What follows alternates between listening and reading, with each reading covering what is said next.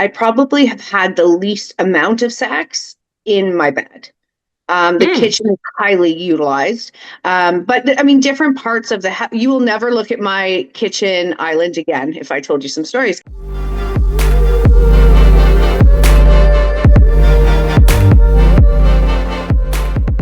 Welcome back to Muse on the Mic. I'm Riley. And I'm Emily. Thanks again for joining us on another great episode of Muse on the Mic. A little bit of introduction. We are two owners of a spicy rub and tug in Toronto, Canada. I think we are the only rub and tug owners on the internet with a podcast. I may be so brazen to say. We are. I love it. So on that note, make sure you subscribe to the channel, follow us on Patreon, subscribe over there too, because there is some spicy stuff over there. And technically, twice as many episodes. Yeah. There's 50 some odd episodes over there. There's 50 some odd on YouTube. Catch up, people. Binge. There's so much to binge, and it's all nutty, especially if you do a Patreon binge. So comment down below, share with your friends. You can find our social media and stuff in the caption below as well. Riley, what are we doing today? We are going to watch and react to a segment from a podcast from A Girl's Gotta Eat. And they're talking about couples, sleeping dynamics, sex, quality of sleep. There's a lot tied into where you sleep at night or where you rest your head. So let's watch the video together and have some discussion. I love it. The big question, at least it's been in my personal life. Separate bedrooms or not separate bedrooms? Let's go.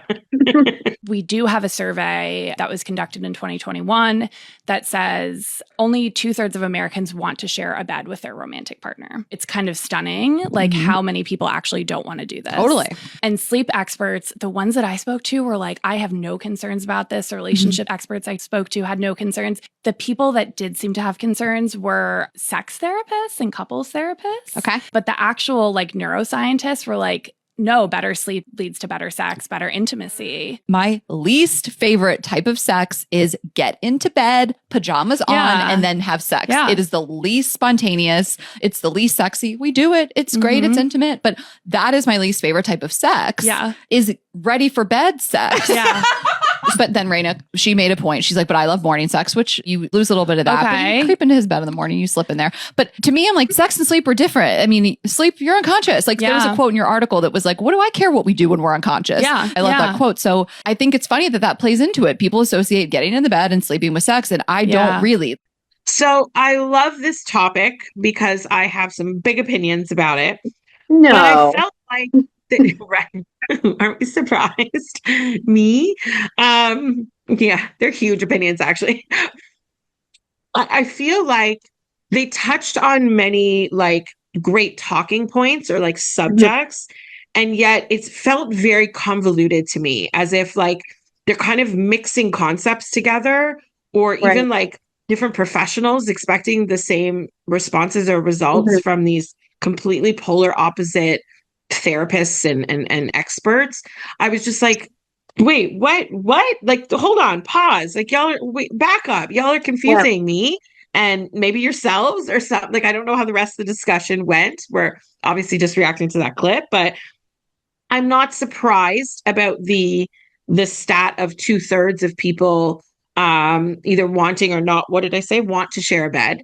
I think that's a little a wonderful thought. I think there's 2/3 of people want to share a bed, but do they share a bed might be a completely different statistic, right? And I think in our world, in the adult industry, you hear so many stories from men, and that goes across all positions. So us as owners, the ladies as attendants, the managers of front desk, we get the inquiries, we get the initial point of contact, right?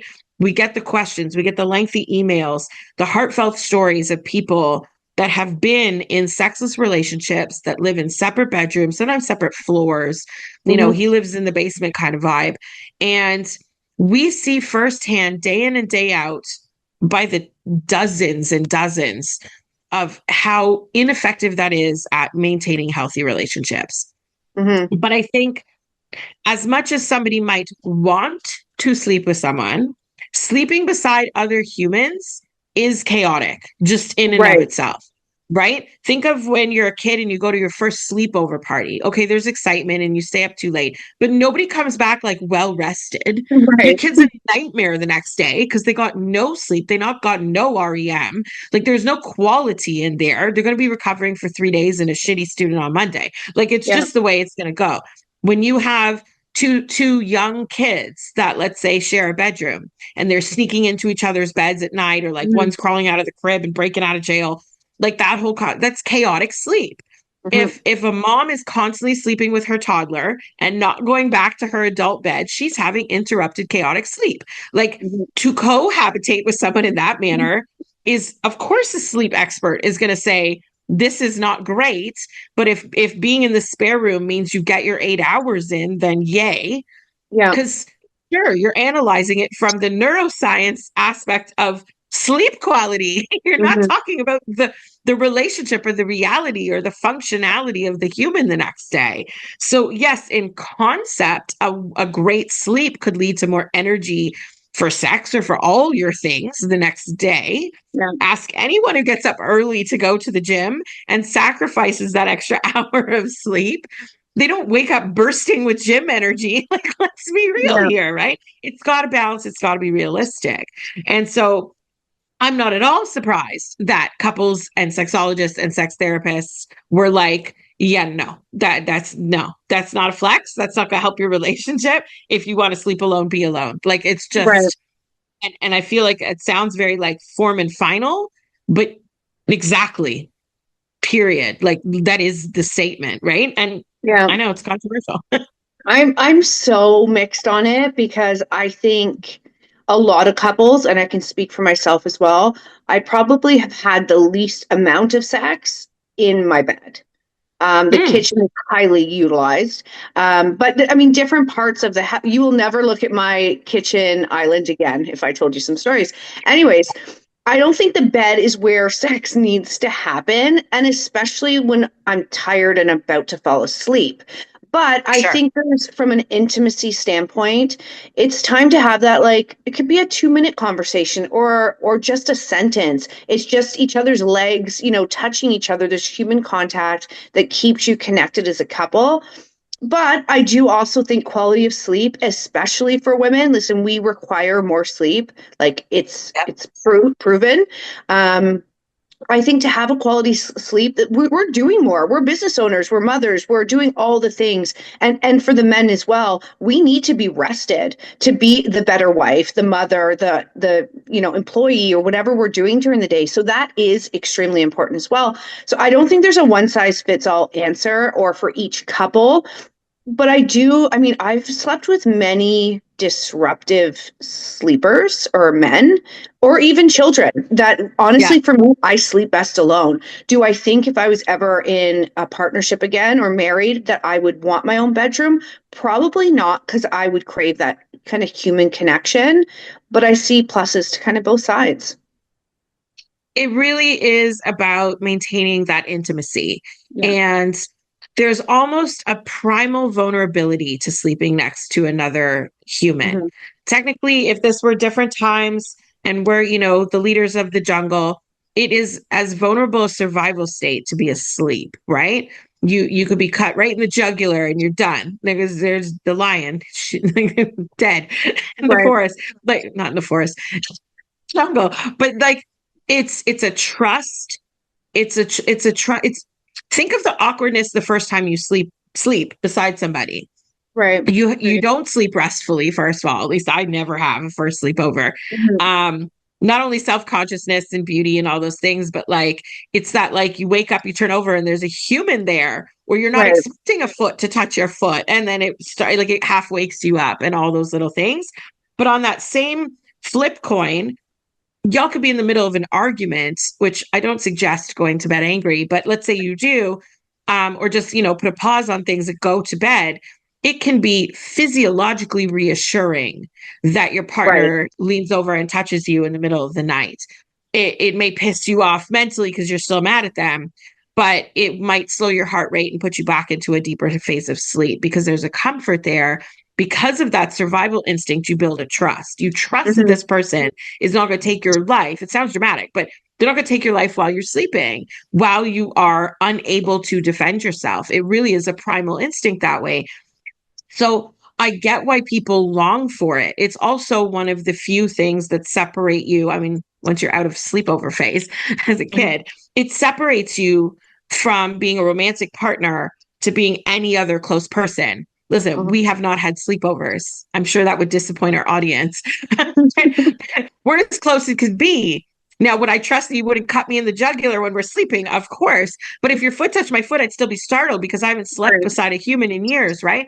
So it's just unique. It is much like sex and intimacy in a marriage or in a committed relationship.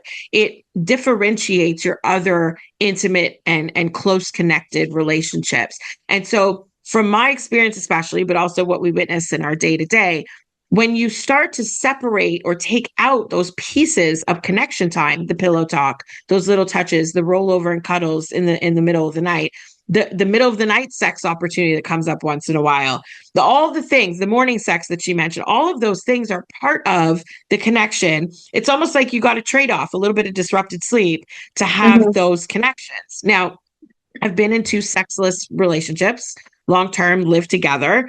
One of them, it started because he was the most dreadful snorer you've ever met in your life and refused to do anything about it. And I could not sleep. I already struggled with insomnia. It made it 1,000 times worse. But what started as, one bad night, or he has a cold and therefore I'm not sleeping in that room because it's only going to get worse, a night out where we were drinking together, whatever, that should have ended in cosmic sex and all the drunk stuff the drunk couples like to do, ended with me on the sofa and him in the bedroom. And it's one thing if you have the flu. It's another thing where one night becomes 2 nights become the weekend, 3 nights become the whole week because it's I still got to get up and get the kids to school in the morning and we're too busy. And then who's really making a point to have a sleepover on Saturday? And so you're taking out those things. It builds disconnection. It builds a bit of resentment, because what if the partner on the couch would rather be in the bedroom with their partner? It can create so much extra tension. And yet, I think on the pod a few times I've mentioned that I know couples that live in separate houses that are so happy. But I think for them, the thought of a sleepover means it's us together in bed, and there's an excitement about it. There's a looking forward to it. It's like the dating phase. They're kind of extending and replicating that over and over. So whether it's a random Tuesday, it's a school night, we're having a sleepover, or it's date night and that's how it ends, there's an intention, there's a forethought behind it, which includes deepening that connection with your partner. And so you don't have to sleep in the bed every time, because obviously if you live in 2 separate houses, you're each going to have your own bedrooms and many nights apart. But it adds such positivity to the times that you are together. That's very different than people that sleep on 2 separate floors of the house, or dad's always in, the kid that moved out from college's room and he hasn't been in the master in 16 years. Like, that's a very different set of circumstances and intention behind the relationship, the effort, the thought consciousness behind it. Because let's be real, marriage and love is a daily choice. So you have to choose, and then you have to choose to acknowledge if sleeping in separate rooms is being detrimental to your overall relationship, even if it means you get a better 8 hours in. And I could promise you, on the couch, I never got a better 8 hours in. So where was the payoff on my end? And I don't want to say the norm, the percentage is higher that it's men that are in sexless relationships, right? And so the same for them. They're not having quality sleep on the couch. It's just not a thing. And so who is this bettering?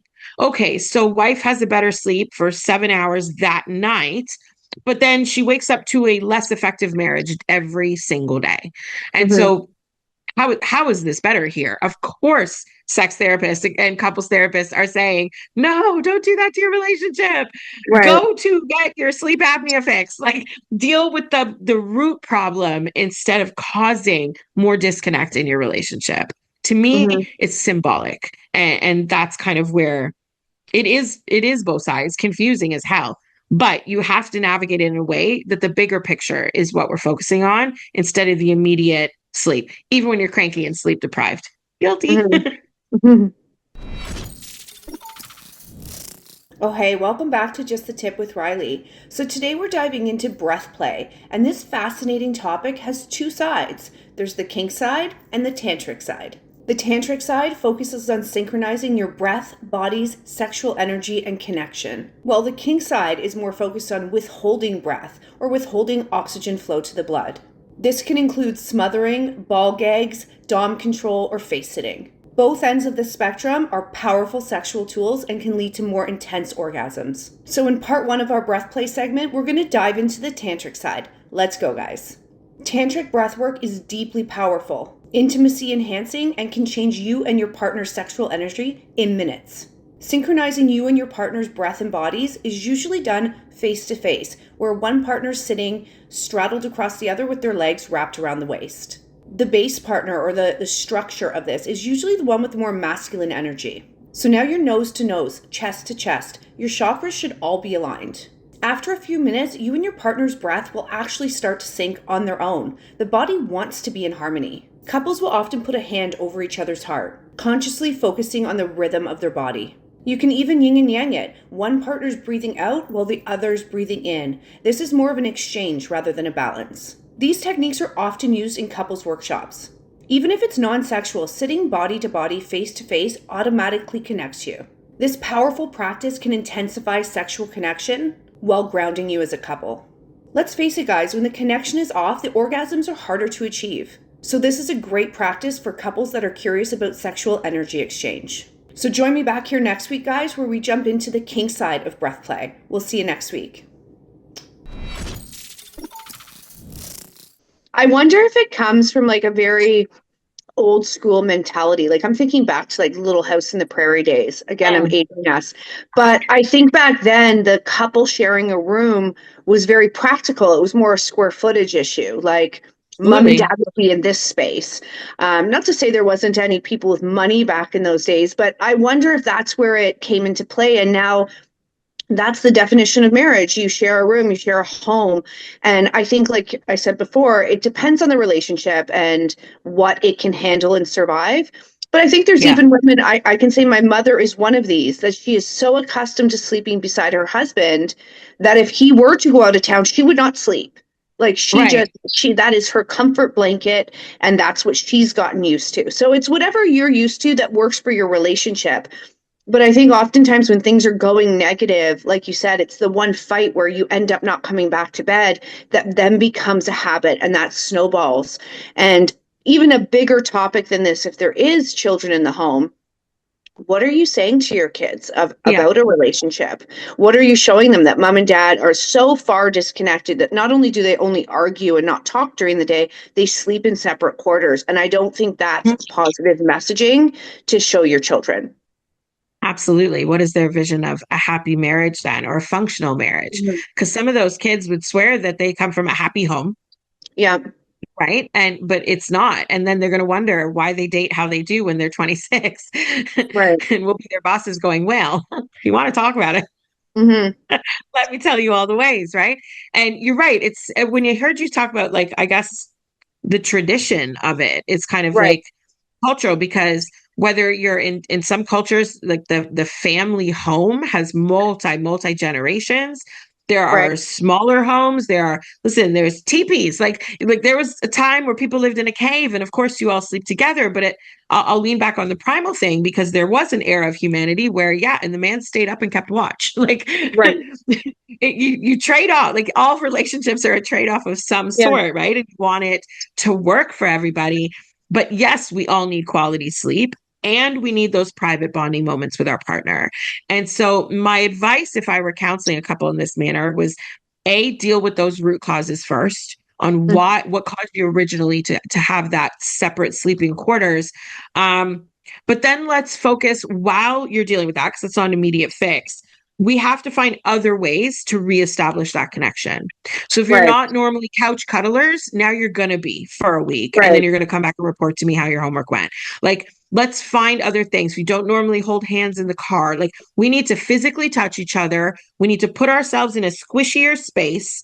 We need to force situations that lead to more hugs. Like if you normally would just walk through the kitchen and pass, your wife while she's chopping, prepping dinner, you're going to go up behind her and give her a hug now. Like we're going to do those things so that if you have a situation where someone has COVID for 3 weeks, let's not kill the relationship. Let's keep bonding moments or ways that we can reestablish that and bring it back together once he's healthy and well. Like you have to do that for your relationship. It's nurturing like anything else.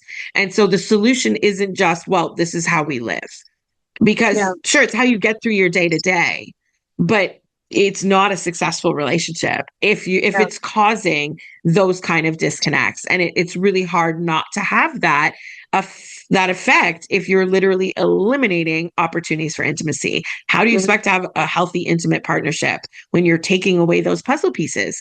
The math just doesn't math, right? Yeah. I found it so interesting. Now, the other 2 pieces that I noticed that they mentioned was the spontaneity of sex and the ready for bed sex and like morning sex and those kind of things. Listen, morning sex is often spontaneous, even if it's habitual, because which mornings? Is it in bed in the morning? Is it in the shower in the morning? Is it bent over the counter? Who knows, right?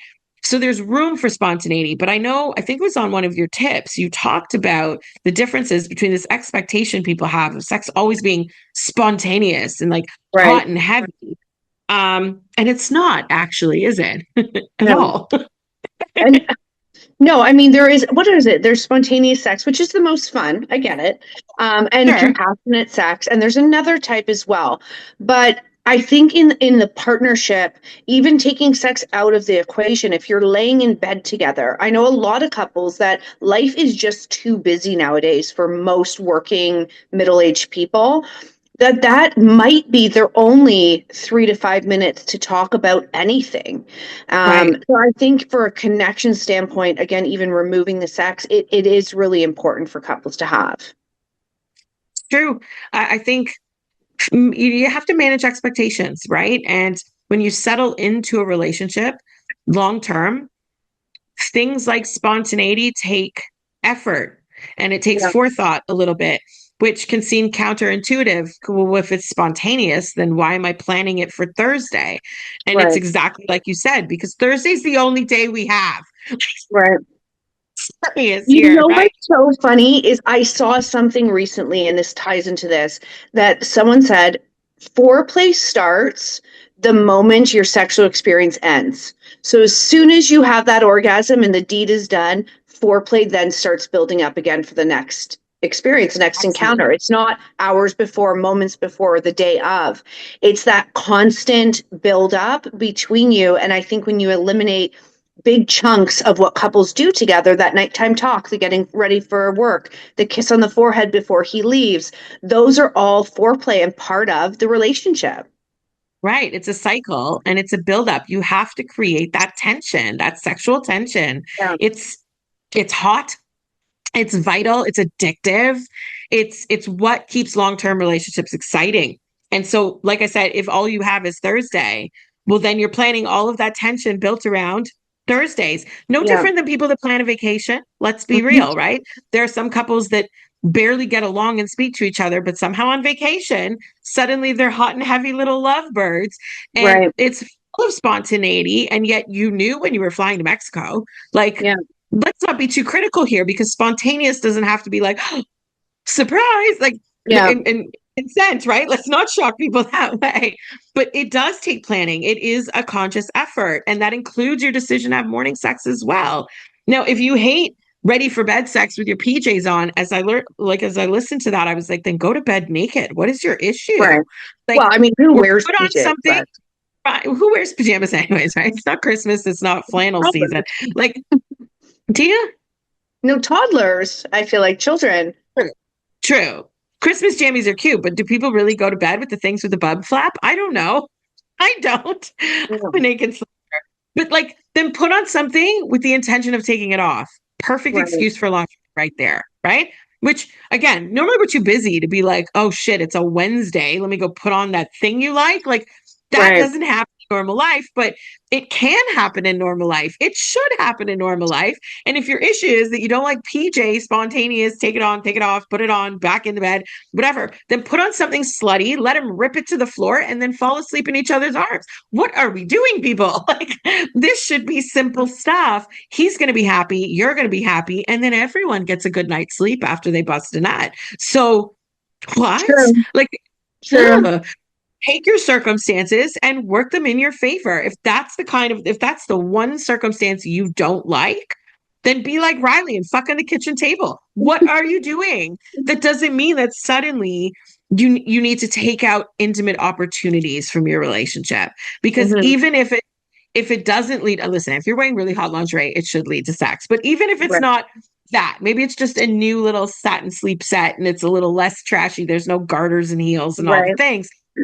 Give him the moment to be like, ooh, honey, is that new? You look so cute. Let me just touch it. It's satin. It feels nice. It doesn't have to lead to the whole, home plate shebang. It could be just part of the foreplay cycle. Like, it can literally just be, I like when you wear that at night. It makes it really nice to snuggle up against you in the middle of the night. He's probably got no shirt on. He's touching the satin against his skin. He's like, my wife is hot. Let him believe. I like that. I think those things are just so important, because not to take away from our lovely flow of business, but we'd have a lot less clients if marriages were more conscious in their efforts. And it can be simple things like that make the difference for you in your relationship. It can make the difference in your sleep quality. It can all tie in together. No one has sacrificed shitty sleep forever, but it's about making choices that work for your circumstances. And so if that means putting a lock on the door so the 3 kids don't end up in the bed so we can have spontaneous morning sex, then the lock is what you're going to do. Like, it's just adult, right? Like, stop with the bullshit. Do what you need to do. It's one stop at Home Depot. You'll be fine. Like, really, like, most of these things are easy solves too, right? They're quick, they're easy, they're fixable. And then you just have to make the conscious effort and the time. And that can include spontaneous sex, pajama sex, sex that sleep experts would be happy with, all the things on my list here. Like, all of those things can and should happen successfully. It just takes conversation. We always say communication. Some forethought. I'd be really curious to hear from some of the couples out there, or men. Let us know. Do you sleep separately with your wife? And if you do, how do you keep the relationship spark? How do you keep it a healthy relationship, even though you don't rest together every night? Because I think people do. That's great. I'm curious to hear what people's thoughts are on it. Right. Because if it does work for you, how? And it's going to be nuanced, right? Because everyone's circumstances are a little different, but you could inspire a couple that might be struggling with that and be like, we never thought to give that a try. Maybe you nap together every day. Maybe, like, there could be maybe you constantly take weekends away from the kids. You leave them with a babysitter in hotels, or you do all your pillow talk. Do it often then, but like, figure out the solutions. I love the suggestion of leaving that in the comments, because you could really help others on what is or isn't working. And it may not be exact, but maybe it inspires, a train of thought that leads you to something that solves your situation. I love that one. That was good. That's excellent. Well, thanks to that pod. What is it? Girls Gotta Eat, because I hate the name of their podcast, by the way. I disagree with that concept, but I digress. Love the conversation starter, because they were kind of scattered. They hit so many topics that it was just like, this is an episode, because there's so much there. It's interesting. I love it. This was a good one. So on that note, guys, go have some pillow talk and hump. Go hump each other. We'll see you on the next episode. Bye, guys.